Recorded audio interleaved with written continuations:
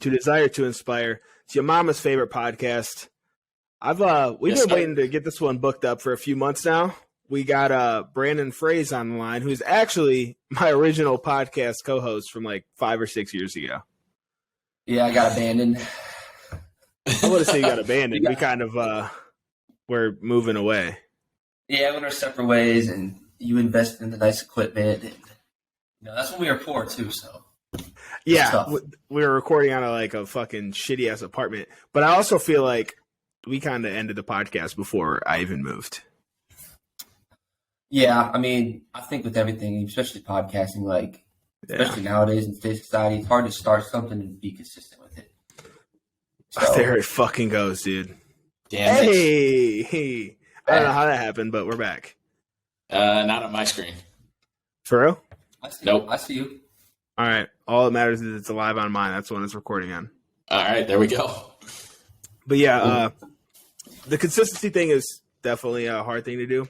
I mean, even me and Freddy, we've never recorded one episode together. So, we've always done them. Yeah, we've always done them this way.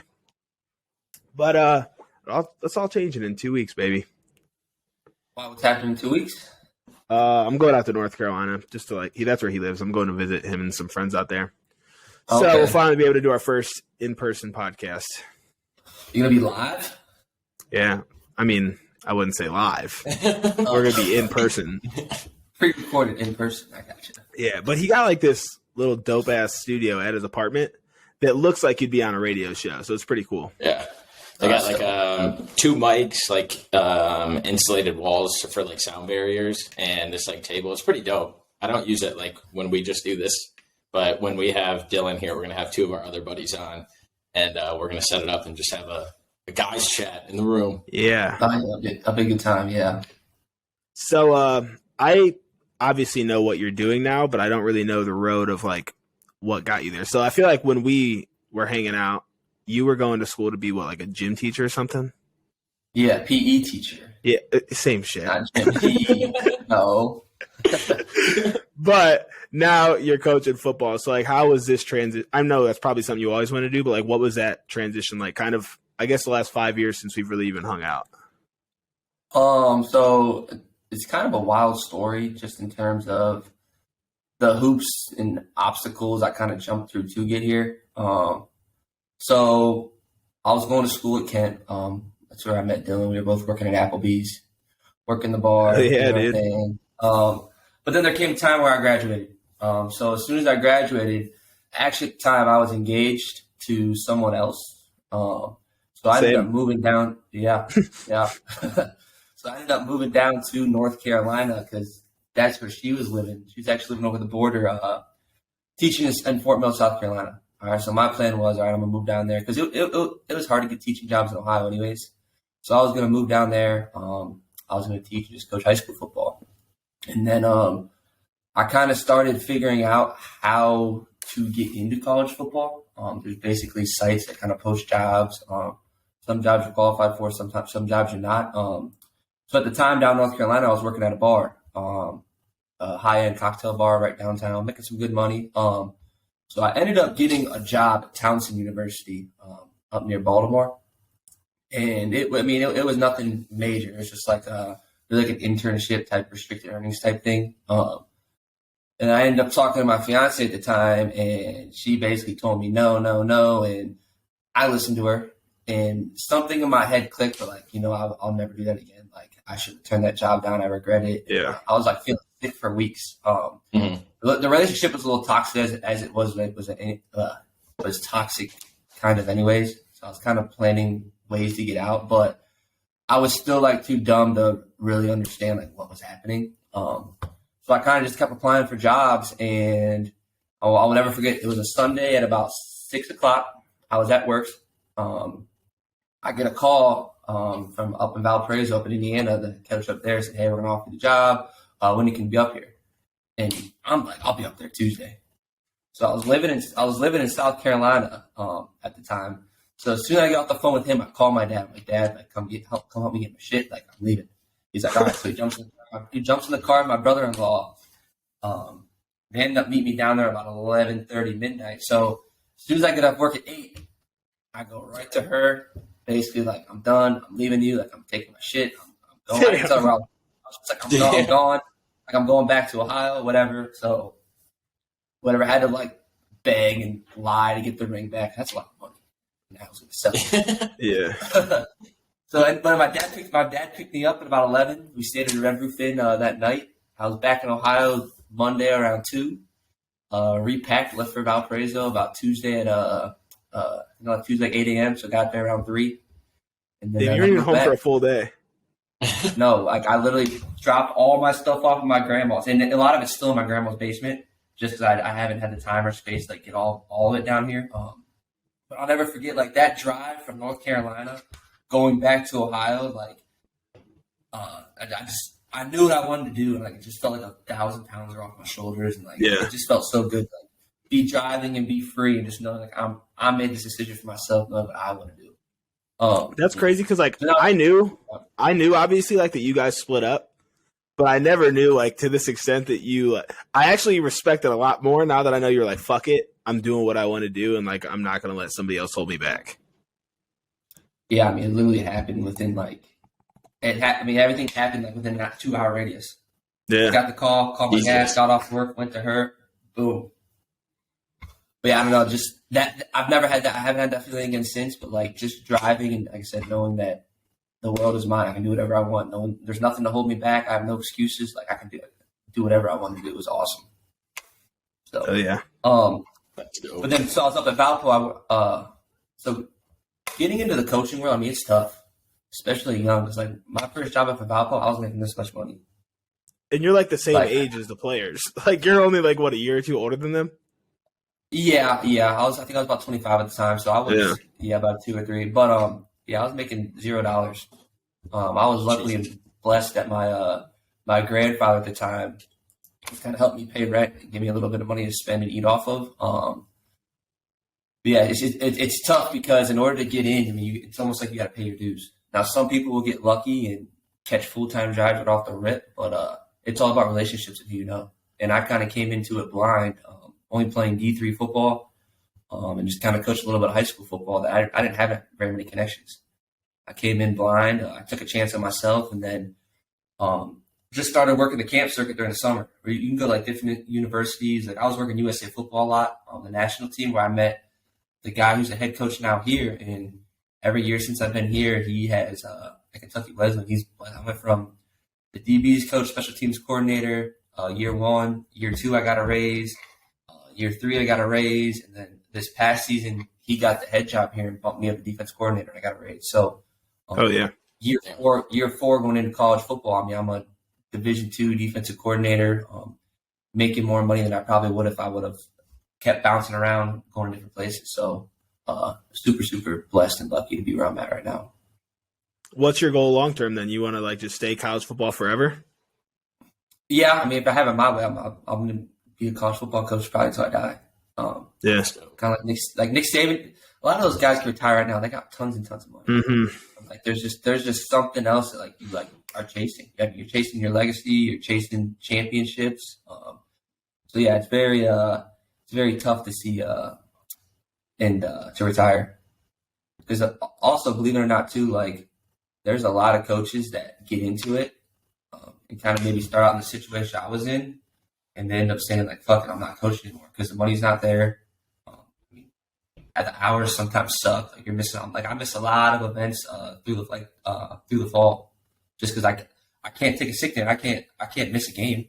I have to be there. So I mean, I miss a lot of stuff. A lot of young coaches that get into it, they end up getting out just because it's not. They're not gonna say they're not cut out for it, just financially and it's a what big they commitment. want to do and view. Yeah, or their significant other. So, yeah. It's weird not seeing you, Dylan, because I don't know if you're getting ready to talk or not, so I don't want to like talk. You still can't see me? That's wild. Yeah, that's weird. Yeah, it is. What do you think set you apart? What do you think set you apart? Being that you didn't have those connections at the beginning, that the school took a risk on you and had you come into their organization. I think it was I coached high school ball for about 3 years. and I did a variety of jobs between coaching on both sides of the ball and being a defensive coordinator 1 year in the high school level. But I think with Valpo, on my resume, I said I was living in Ohio. I was actually living in North Carolina. So I think with that one, they kind of just saw the location piece being easier to move. But I mean, I don't know, because we just hired a new defensive line coach a couple weeks ago, and I was going through looking at resumes, and you just kind of look. I mean, there's just things that jump out, things that don't jump out. I mean, you're not necessarily always taking the best candidate. I mean, a lot of times it comes down to the fit.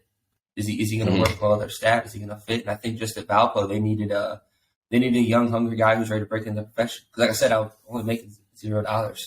Yeah. So that's dope. What have you learned the most being around these athletes and the lifestyle and the things that they do to impact them, not only to want to like pour their hearts out on the field, but also like outside of the field as well?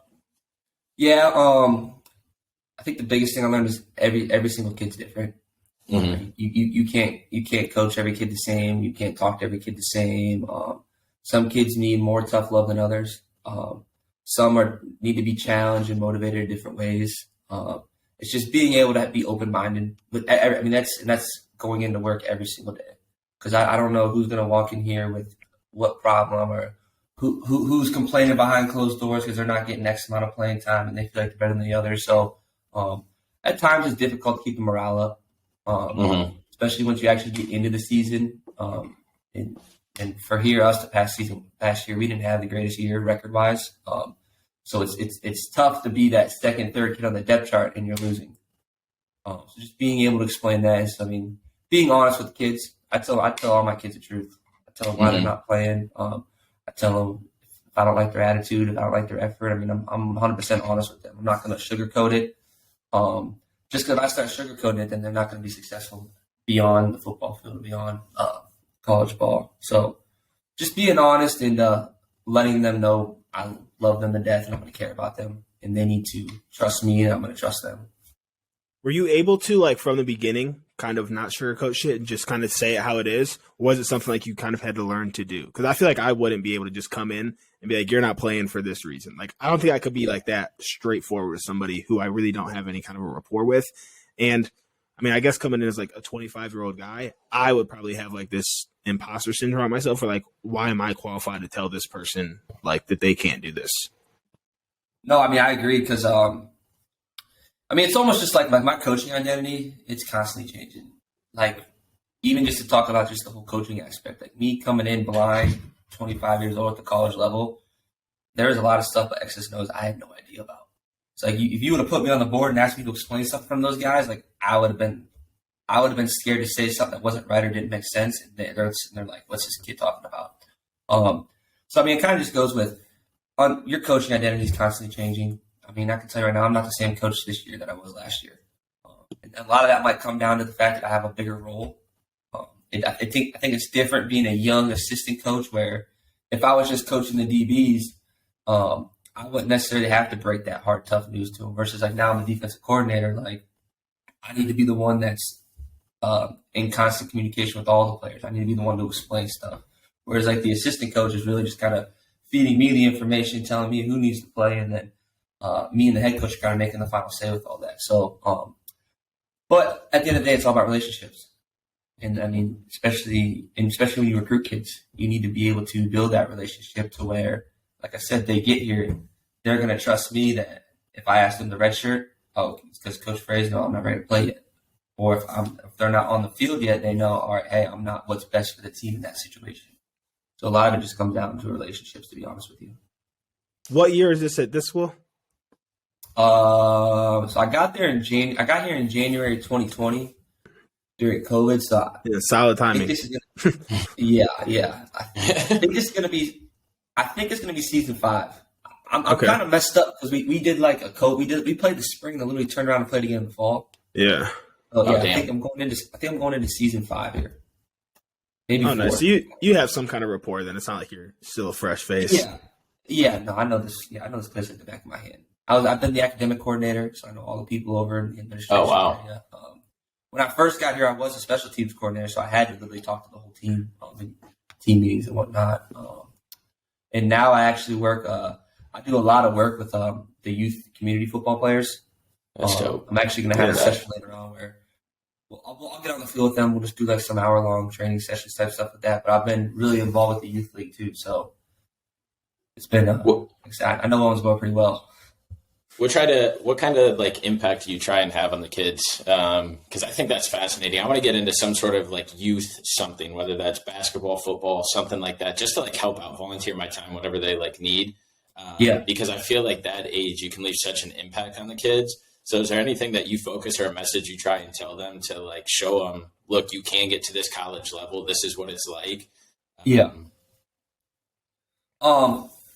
Especially, are you talking about like younger kids, like the 8 to 15 range, 12 range? Yeah, like the youth leagues that you're helping out. Yeah.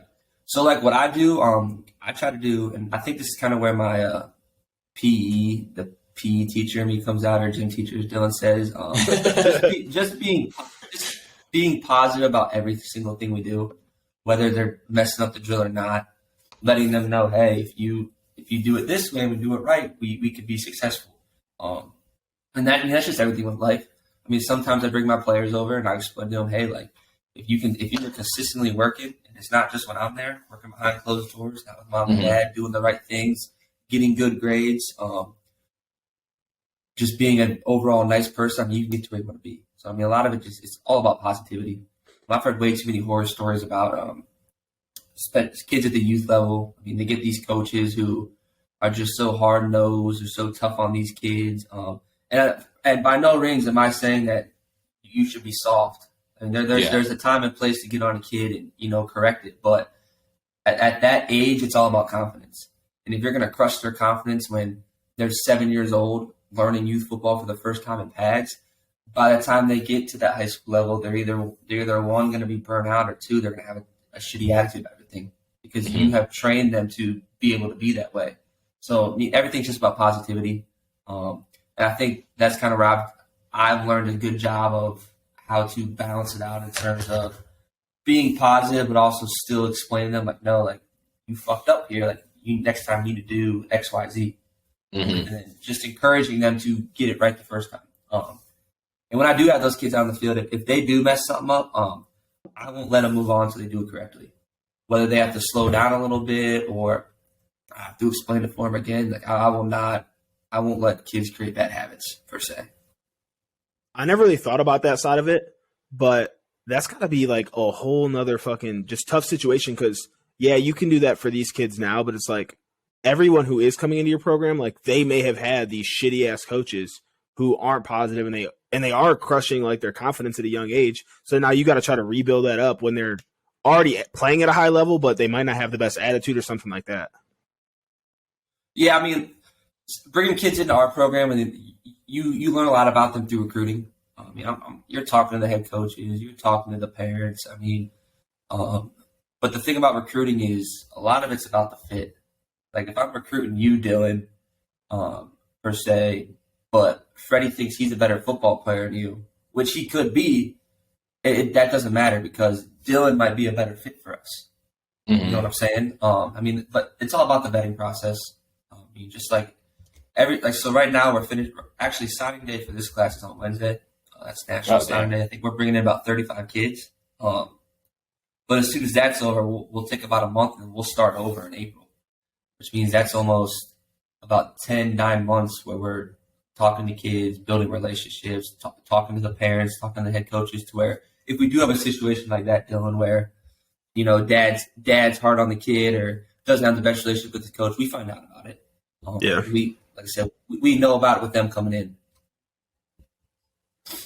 That's cool. I mean, I don't know if I could ever do that, man. This is just like so time consuming. Like you're recruiting for 10 months and that's not even like with the season. You're helping all these kids.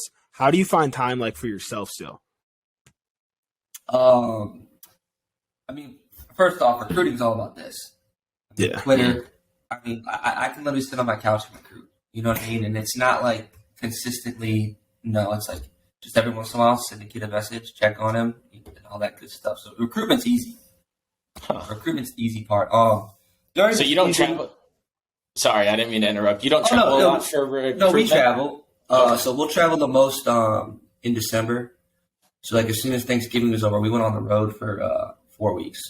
Oh wow, okay. And to where we did it together. So we listed an area, which means like the whole coaching staff went to Nashville, and we went out to all the schools in the area. Then we went up to like down to Knoxville, and we all went to the schools in the area. They came back up to Lexington and went out to all the schools in the area.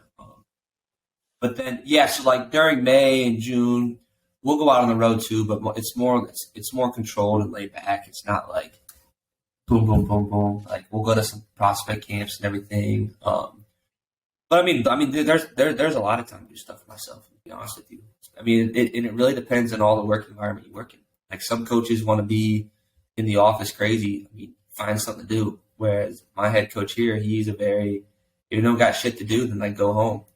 Like stuff I could be doing sitting in my office. If I can do it at home, go home and do it. Yeah.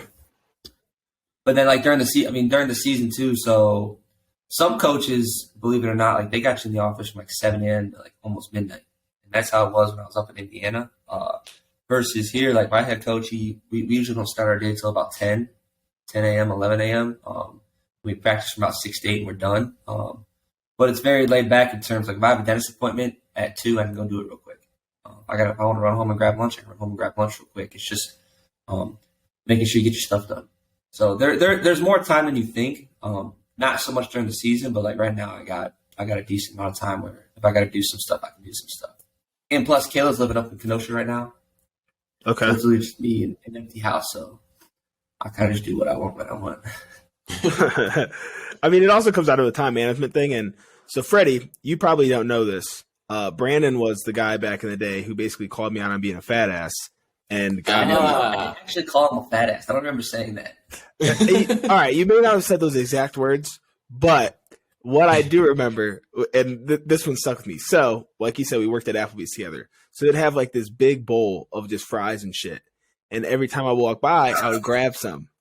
And he called me out on it one day. And I was like, all right, maybe he's right. So he's the one who actually like got me into lifting and shit like that. Okay. So like to go with the time management piece, he was also the dude who's making me get up and go work out at 4 a.m. so that we made sure that the shit got knocked out. It's very stupid, dude. Like I'll get up like 5:30 now. We were at the gym at 4 a.m. Like not like waking up at 4 a.m. Like we had to be there getting ready to lift at 4 a.m. It was a problem. Believe it or not, I am a nighttime lifter now. I feel like you probably have to be. I like to get up, do my own thing. No. Right now, our head coach actually is scheduled in lifting times on Monday, Wednesday, Friday, where we actually all go to our weight room together. We lift at 8:30, about 8:30 to 10. Okay, which is pretty cool. I'm not complaining. So when you work out in the evenings, though, do you get to work out at the facility, or do you still go to a gym? Oh, I can do either or. I mean, I have the school facility here. I got a good amount of stuff in my garage. I got a gym membership down the road, and then our sports performance coach, who is our football and strength conditioning guy, he owns a CrossFit gym in town. So I mean, I got options. I think I would be more likely. Yeah, I'd be more likely to go in the evening if I had somewhere where like I knew no one else was going to be. It's not so much the time for me; it's that I don't have to worry about the place being packed as fuck, and I can't get to the machine I want to be on or whatever. So that's the only reason I go early, is just to make sure that I can do what I want to do in a timely manner. Yeah, mine's just, I don't know. I hate getting up in the morning. That's just my thing. I could get up and go at 5. I hate getting up in the morning. I don't know why. It's just not. Like even getting up for this podcast, I think I woke up at like 9:40. When I texted you yesterday, that's really when I woke up. I don't want to fucking do this. Oh shit! Yeah, I just hate getting up. Like if I have to get up, if I have to get work by 8:30, I'm getting up like 8:05, 8:10. It's not even 9:40 for me yet. It's only 9:30 right now. I mean, now if you wanted to meet at 9, I would get up at like 8:37. 8:37. Oh shit! Well, the important thing is you're here because we've been trying to do this one for a while. Yeah. No. What's up? What's up? How'd you and Freddy meet? How'd this whole thing come about? So me and Freddy are actually from the same hometown. So he's from Ohio too, up in the rain. Rain. Yeah. And we met probably I was probably in Kent though, so like I was already out of high school when me and Freddie met. Yeah, but just like mutual friends, and then we kind of just kept in touch like outside of the friend group, and it's just kind of spiraled into this. Yeah, no, I'm excited to see that you're consistently doing it. You know what I mean? It may not be as much as you guys want, but the fact it's almost been a year, hasn't it? Yeah, we just hit a year, just over a year. Yep. Yeah, I thought it's been going for a minute. Well, we haven't missed a week, surprisingly. We haven't missed a week on these. Sometimes we'll like pump out 3 or 4 at a time and schedule them out. Yeah. Like we haven't missed like actually dropping one in a week. I mean, I don't know you too well, Freddie, but even for you, Dylan, like it was. I mean, I know we weren't talking the most, but it was awesome to kind of see you break out of that shell to where you're like, I don't give a fuck what people think. Like I'm gonna go. Trying to get this sponsorship. I'm gonna go videotape my YouTube myself running this marathon. You know what I mean? Or I'm gonna go do this in the gym. To where old Dylan wouldn't have done that. I know. He might have started and you'd be like, like screw this. Like I'm not. This ain't me. But like it's been awesome to see you kind of break out of your shell. Yeah, I mean, well, old Dylan wouldn't have been doing these things in the first place. So I do got to kind of give you some props there because you kind of helped facilitate this. I mean, even like kind of things that I guess put me on this path were kind of facilitated through you, like all of like the big people in lifting that like I somehow like found and started to follow programming and shit. Like my relationship with Zach probably would have never happened if like me and you weren't lifting and like kind of seeing that whole crew come together. So like you definitely had a big hand in a lot of it. And yeah, I mean our podcast back then, we're actually doing pretty well. It was just we couldn't stay consistent. So yeah, no, and that's What was the podcast about? I don't know if I remember that one. I think you definitely watched it. It was basically like this. It was all motivational shit. Like it was like our lifting stuff. It was all motivational stuff. Okay. I think we might have pushed the motivational stuff a little bit too much. Like it wasn't as natural. It's like you two are. Like we plan out like, okay, let's talk about this piece. Whereas like you guys are more like it just naturally comes. Like I love just seeing your guys' little clippets. Yeah, we do have like so like if it's just me and him, we'll come on here with like a topic or two to touch on, and then like it'll just usually they just naturally kind of do run together though. But it'll be like a blanket statement of like let's talk about whatever, just something, and then it just stems into like a 40-minute conversation of us just bullshitting back and forth. Which is fun. I mean, this is our favorite. I mean, Dylan and I talk all the time. These podcasts are our favorite thing, and to have people on it to share their stories and see where they're from, and that it doesn't matter like what part of the journey they're on. Somebody out there can take away from your story to be like, fuck, I can be that coach. I don't have to have X, Y, and Z. And it's just cool because we'll have people reach out in like DMs and stuff, just elaborating on their journey or what they're going through. And that's when it starts to hit you like, okay, this is touching people and this is why we're doing it. Yeah. I think a big part of it comes with time though. Cause like, I feel like me and you, when we did our podcast, it was the first podcast I ever did. And now I've probably done way more than I should have, but I've been like consistently doing podcasts now for like 6 years. So like, there's obviously a comfortability that comes with it.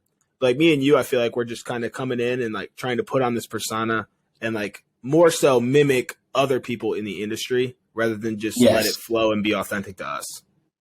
Yeah, no, I 100% agree with you there. You couldn't have said that any better. It's just like everything in life. The more authentic you are, because people can read fake nowadays, especially nowadays. I mean, people can read fake. If you're being fake and not being authentic, I mean, they'll read right through that. But I just their whole relationship piece. I mean, it goes hand in hand. Where are you going to be real? You're going to be fake. I mean, because to be me, honestly, I don't want to be around fake people. You know what I mean? And it just again, it's you're mainly a version of who you surround yourself with. I mean, the fact that you're doing podcasts with Freddy and your girl who's into it too. I mean, you're going to continue to do it because you got people around you who love to do it as well. So, where does the consistency stem from? I've heard you bring that word up a lot. Is there something that you've like realized in life that's like your word that you use, or? I mean, I think it stems a lot from the football field. I'm being honest. I mean, a lot of my kids are always like, "Why aren't I playing? Why aren't I playing?" And I'm like, especially in our defensive back room right now, it's very loaded in talent to where the kids that are consistently making plays are the ones who are going to play. I mean, it's not like he backpedals better than him. They're both great backpedalers. It's not like he tackles better than him. They both can tackle pretty well. So, I mean, it just comes down to who's going to win that one-on-one matchup, who's going to make the play. Just because in the game of football, I mean, I think football alone is all about consistency. Are you going to be able to consistently play gap-based defense? You know what I mean? You ever watch the NFL to where they break off a really, really long touchdown? You don't see it very often. But it's just because those guys are, I hate to say it again, but they consistently are doing their job, all 11 of them. But when one time they don't do their job, I mean, that's where you're seeing the busted coverages, the big runs. You're just seeing big plays happen. And that's just me talking from a defensive standpoint. Yeah, I think that's why it's just kind of, you as a coach, you kind of get your niche of words. Like I talk a lot about attitude and effort because those are two things that you control. I can't control your attitude. I can't control your effort. I can tell you what to do and I can motivate you, but you at the end of the day have to make that decision. So attitude, effort, and then consistency. Those are probably my three main words. And no matter when I'm talking to our kids, whether it's in a meeting or even breaking the huddles, something along those lines is going to come out because it really goes hand in hand with our culture. And then that's kind of what makes a great program and a great culture is the head coach has what he wants to do, and then you get 9 assistant coaches who are constantly pushing the same message. I mean, that's when good things start to happen. And that's right now our culture here is at that spot now too, where we have a group of over 100 kids that are actually consistently bought in. There ain't very many cancers right now within this program. So I mean, that's why I'm pretty excited about this season. Yeah, that's awesome. I asked that question because consistency is like one of the words that I use for myself this year.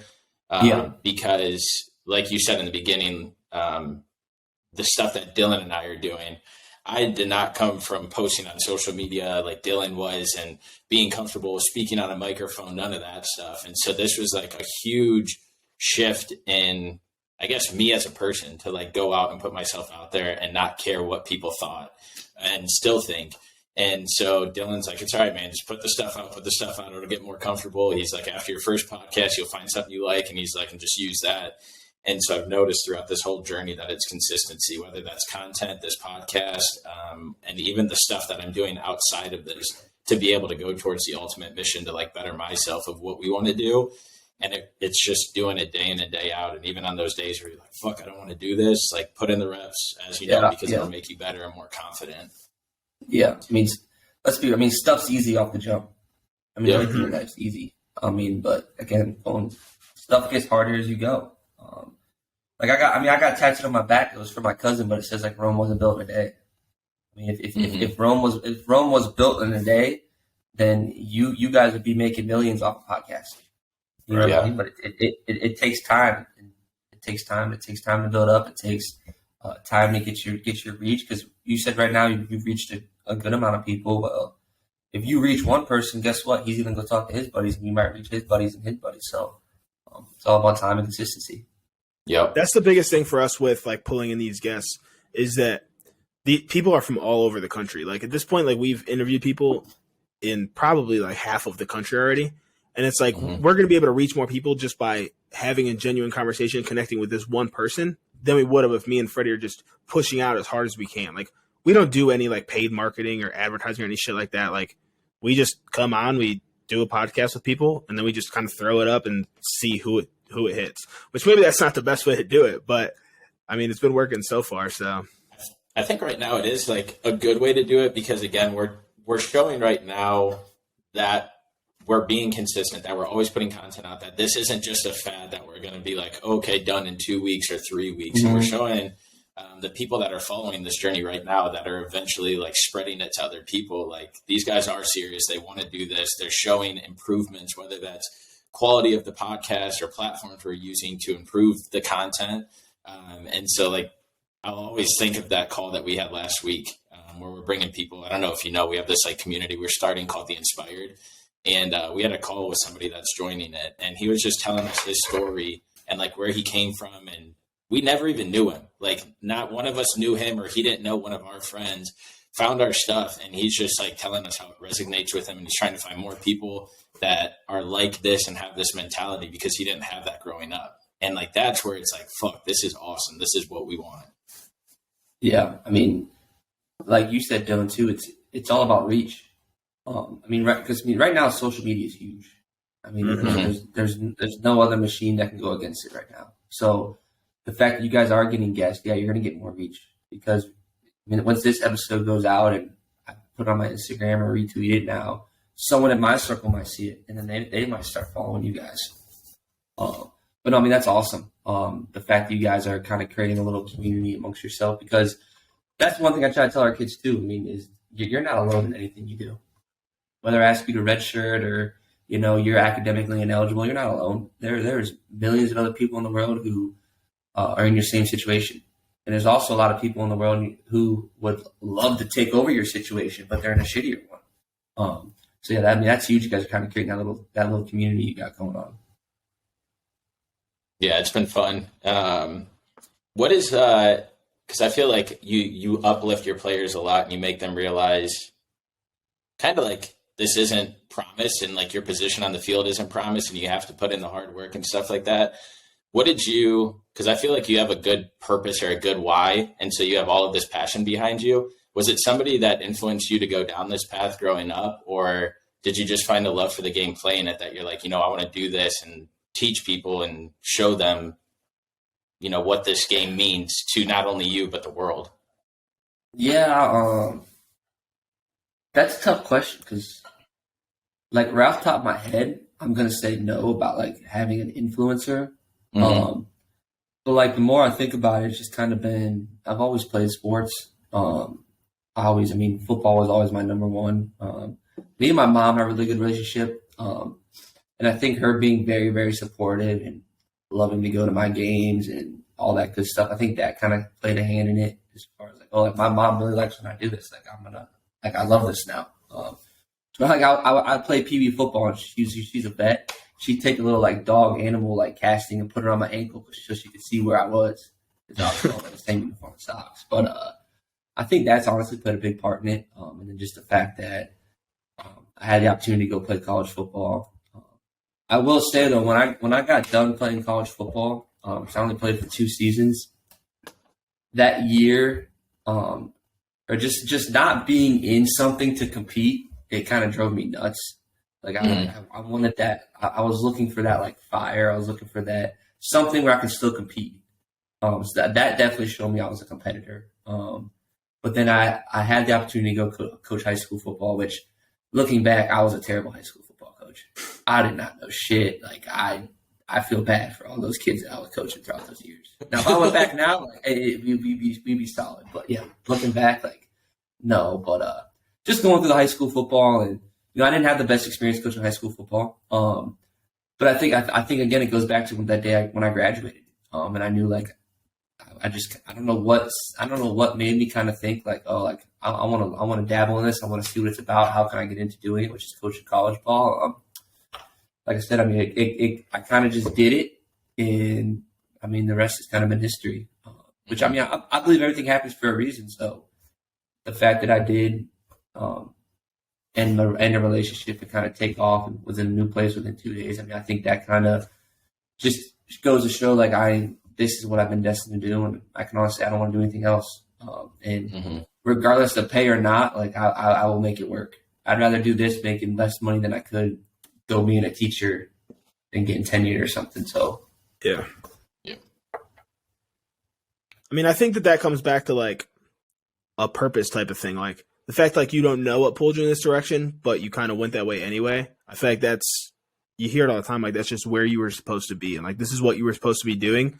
So I love seeing that. Like I love seeing people who like this is what they're passionate about, and like this is where they're called to be. Not like this is what I'm doing for a paycheck, but like this is where I'm supposed to be in helping other people. Yeah, and it's believe it or not, too. Like I know it's destined for me because like especially when we have like recruiting visits and I go up and talk to parents, like it's so easy to have those conversations because I'm not trying to force it. I'm not trying to make up lies.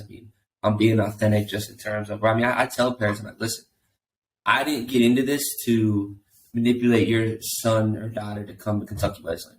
Right? I do what I do because I love making an impact on young adults' lives. Football has just been that avenue for me to do what I do. And I still miss kind of working with the youth kids, so that's why I kind of started doing training those kids on the side too, and getting involved with that. But I mean, I do what I do just to make impacts. I don't do what I do to coach football. Football is just an avenue and something that I love that has given me the ability to continue to help young adults, give them opportunities. And I tell them, I said, if your opportunity is not with us, I mean, and you got it down to 2 other schools, I say, call me. I've been recruited to play college football. I was a high school coach pushing my kids to go get recruited, and now I recruit kids. I know the ins and outs about the scholarship. I know the questions you need to ask and the questions you don't need to ask. So, I mean, if you got it down to 2 other schools, like, call me. If I can help you make your decision between 2 other schools and it's a good fit for you and you're happy, I mean, that's why I do what I do. And if it is us, I'm gonna give you the best 4-year experience of your life. So when you do leave here, you can be a great husband, father, son, uncle, nephew, I mean, whatever it may be, moving past. That's dope. How do you set the tone in the beginning to create that culture that you talked about, making you excited for this year, having 100+ kids, being on the same wavelength? How do you create that in the beginning? I think a lot of us do with the head coach. So you got to think, like, with the head coach, anything that he's bought into, we're going to be bought into as assistant coaches.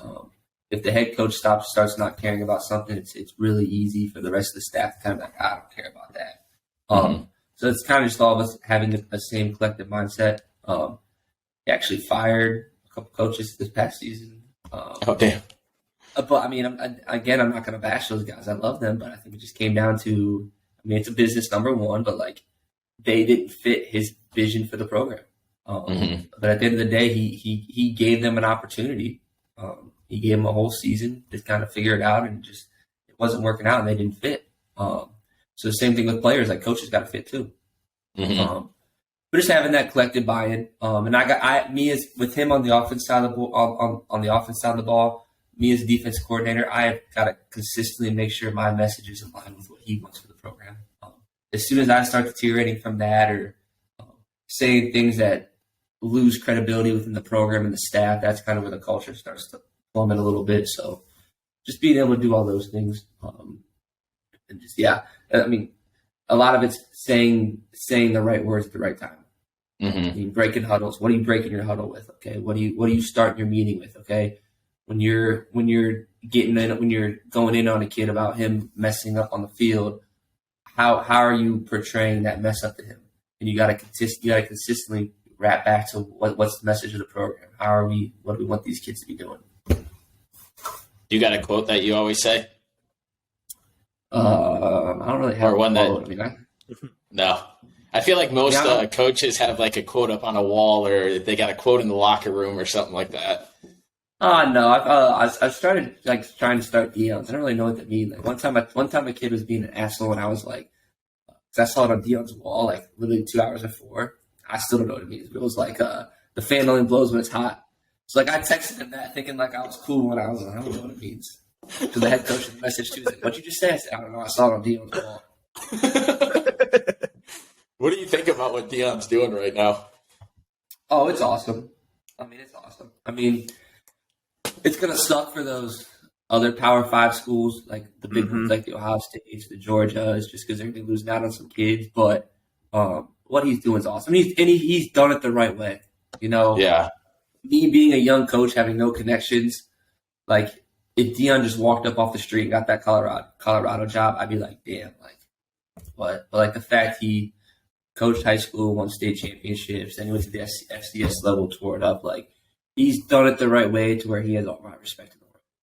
Yeah. Like for example, like the whole like Jeff Saturday thing going to the Indianapolis Colts, like me being a coach in the profession, like my idea of that is like why? Like you can't just pick just because you are really, really good at football in college or the NFL does not mean you're a good coach. I'll tell you that right now. I mean, I have no problem admitting like some of my players here are better than I ever was. I mean, it just is what it is. But now I will take myself against almost every single coach in the world just because I know what I can do. I know my value.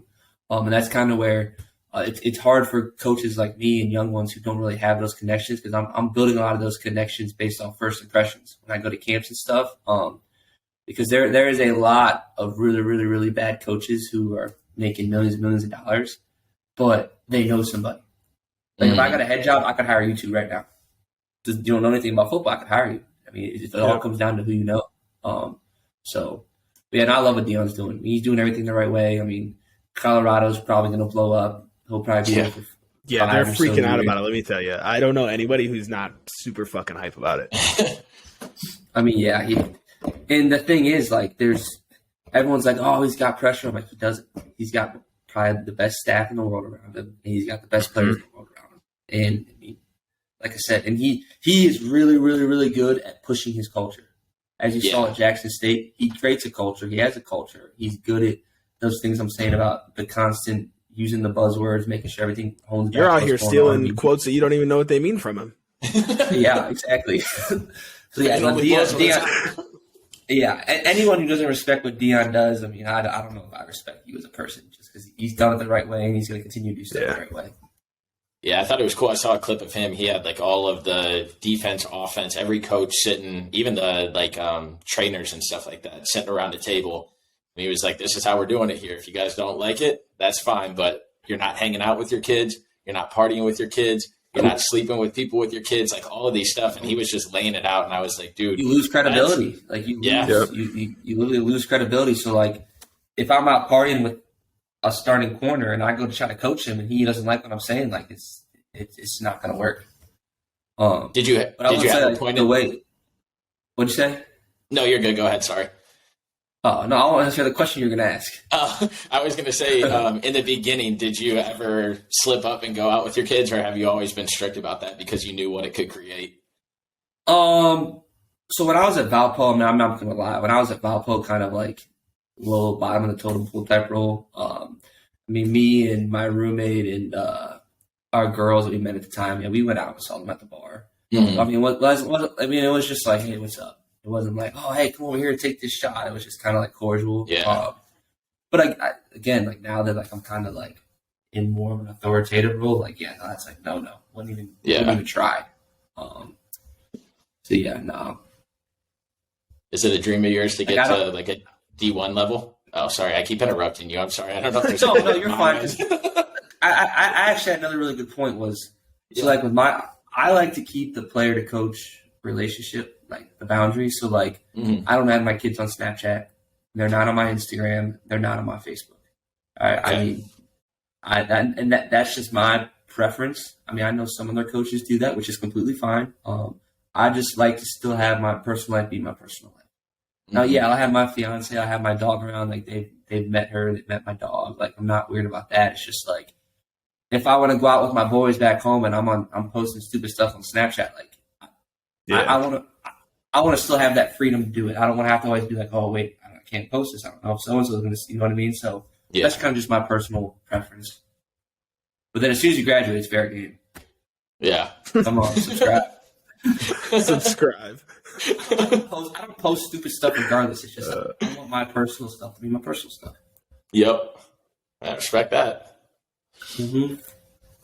You want to get to a D1 level one day, or what is it like? How do you stay motivated to keep going in the college role?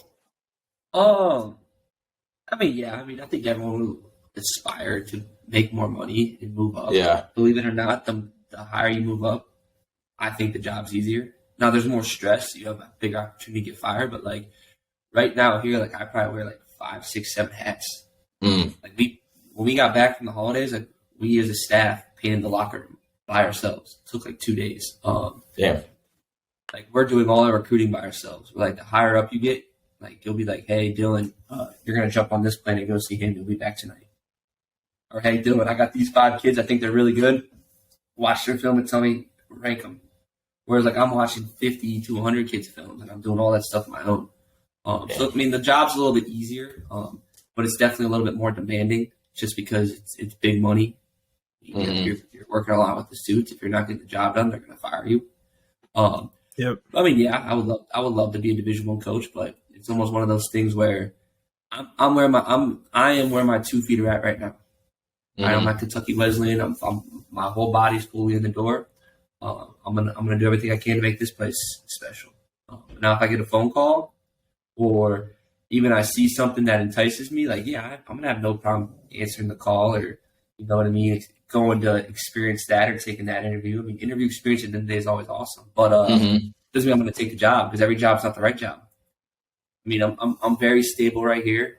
The head coach is actually going to be in my wedding. Oh, nice. I'm pretty excited about. But that doesn't mean I could go take a FCS Division I job tomorrow and we could be fired. You know what I mean? It just when you go to take jobs, you've got to make sure that you do your research. Who's the head coach? How long has he been there? What's their record been historically? What about the assistant coaches? You know what I mean? Because if I go somewhere and do a good job, I want to be working with guys who are going to continuously try to move up. Because if I go do a good job for that DC and he moves up to a bigger level down the road, I want him to be able to call me and take him with him. So you got to really figure out are the people there trying to grow. So there's a lot that goes into it. Seems stressful as hell. I know.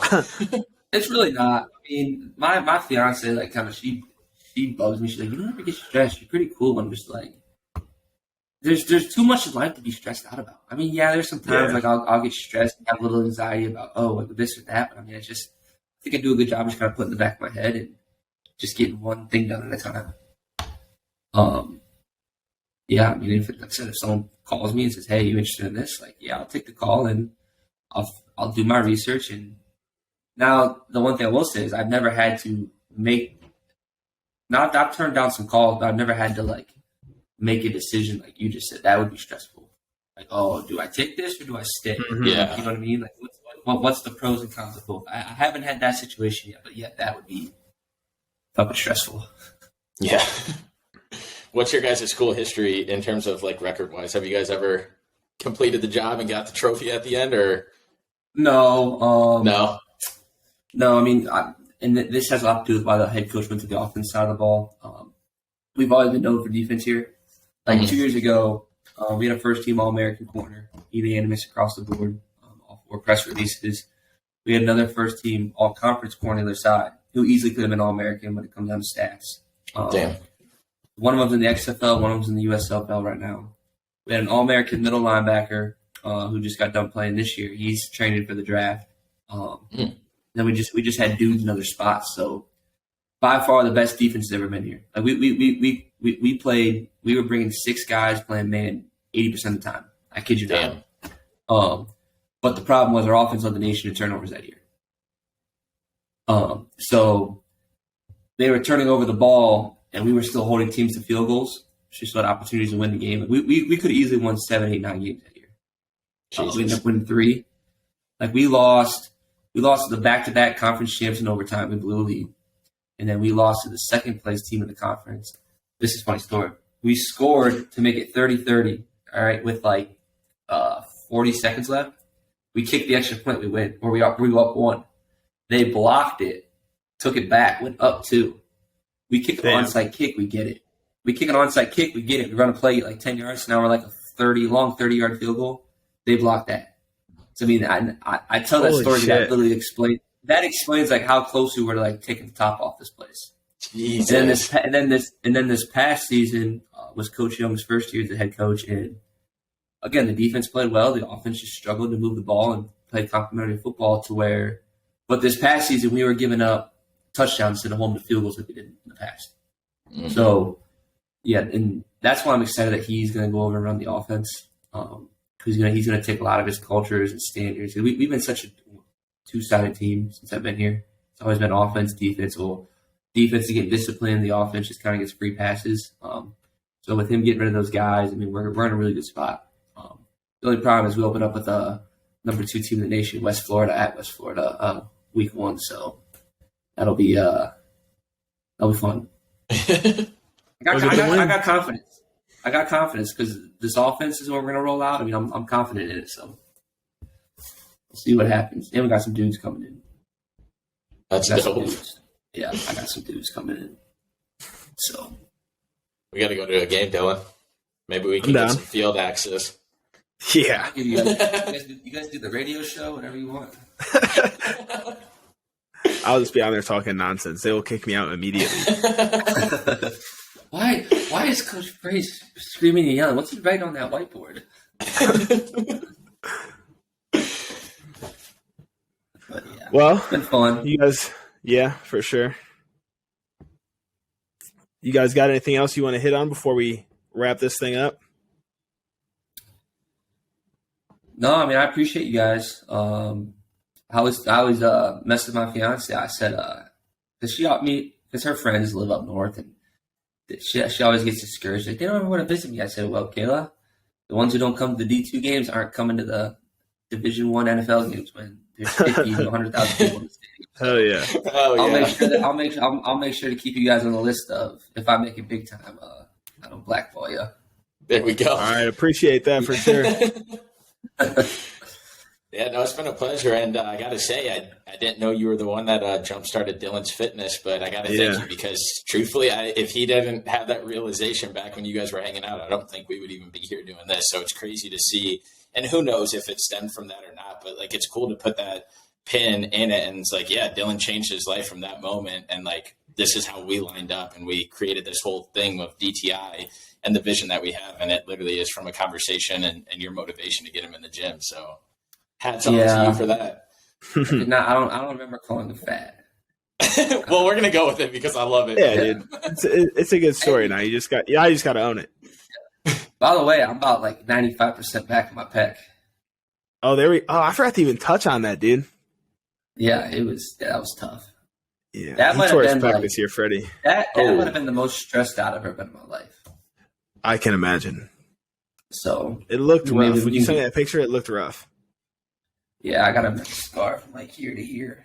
Oh, Jesus! Which is crazy because I was watching the Royal Rumble last night. Yeah, whatever. The dude that won it tore his pec at the exact same time as me. Okay, and he's got a little baby scar right here. You can't even see. So it just goes to show you what he can buy. I got this like. Yeah, I was about to say, dude, he has a little bit more resources at his disposal here. Yeah, I was like, why can't my scar look like that?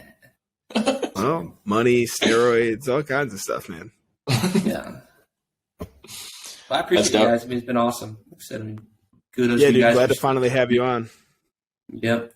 Yeah, good luck this season. Let me know. When I make it big, we'll do another one. Talk about the transition. Yeah, and everything. So, for sure. If I get fired, we can talk about being fired if I ever get fired. Yeah, then we can talk shit on the school. Yeah. Yeah. So. No, I appreciate it. Thanks for jumping on and hearing your story. That's what I like about Dylan and I is that, well, he brings me into a world of people that I would have never known if we didn't do this. And so hearing your guys' stories is awesome and motivating. So, again, thank you for jumping on. I know you're busy, but good luck this season, man. Hopefully you guys don't get any field goal blocks and win it all. Yeah. So, all right, fellas. I appreciate you. Yep. Thanks, man. Have a good one. Yep. Later.